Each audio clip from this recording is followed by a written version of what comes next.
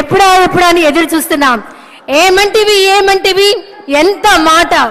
ఆచార్య దేవ విశ్వవిఖ్యాత నట సార్వభౌమ ఎన్టీఆర్ గారి అమోఘమైన అద్భుతమైనటువంటి ప్రపంచమంతా పేరు ప్రఖ్యాతులు సంపాదించిన ఒక దుర్యోధనుడి పాత్రను ఇప్పుడు మనమంతా వీక్షించబోతున్నాం.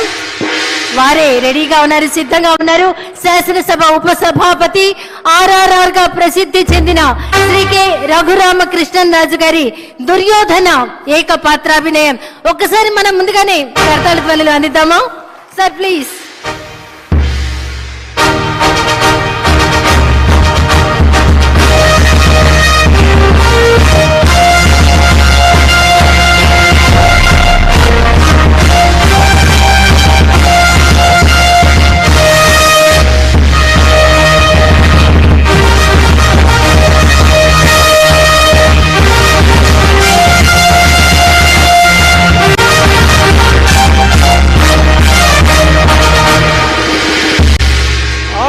ఆచార్య దేవ ఏమంటివి జాతి నెపమన సోత శుద్ధుని కింద నిలువ అర్హత లేదందువా. ఎంత మాట.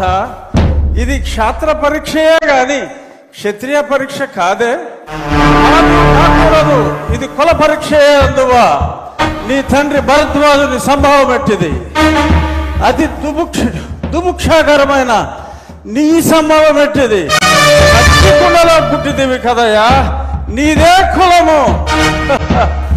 అంతేగాక ఈ మా కుల గురువైన వశిష్ఠుడు దేవకీ వేషయకు వరసి పుత్రుడు కాడా, ఆయనదే కులము. ఆయన పంచమజాతి కన్యకు అరుంధతి యందు శక్తిని, ఆ శక్తి చండాగల యందు పరాశరుని, ఆ పరాశరుని పల్లె పడుచైన మత్స్యగంధి యందు మా తాత వ్యాసుని, ఆ వ్యాసుడు విధవరాండ్లైన మా పితామహి అంబికతో నా తండ్రిని, పితామహి అంబాలికతో నా పినతండ్రి పాండురాజును, మా ఇంటి దాసితో ధర్మ నిర్మాణ సరుడని మీ అందరితో కీర్తించబడుతున్న ఈ విదురదేవుని కనలేదా? నాతో చెప్పిందేమయ్యా.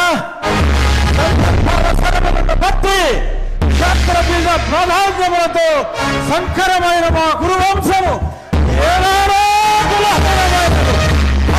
లేదు కులము వ్యర్థవాదములకు.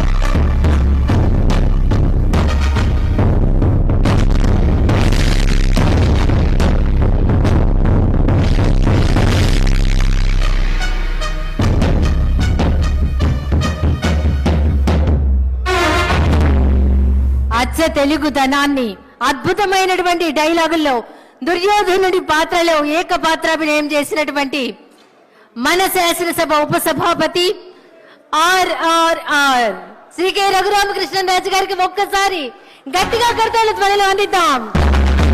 అభినందనలు సార్.